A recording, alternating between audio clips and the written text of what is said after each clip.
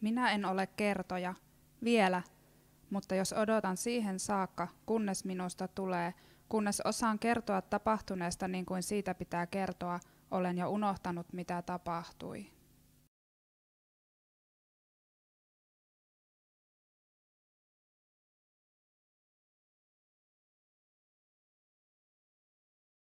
Maresi on tiedonhaluinen ja tarkkasilmäinen tyttö, joka asuu kaukaisella saarella, punaisessa luostarissa, muiden noviisien ja sisarten kanssa. Miehillä ei ole pääsyä saarelle, jonne myös suunniltaan pelästynyt Jai-tyttö pakenee isäänsä. Sisarilla on myrskyjäkin nostattava voima hiuksissaan, mutta riittääkö sekään, kun Jain väkivaltainen ja raivostunut isä sotureineen tunkeutuu saarelle etsimään tytärtään?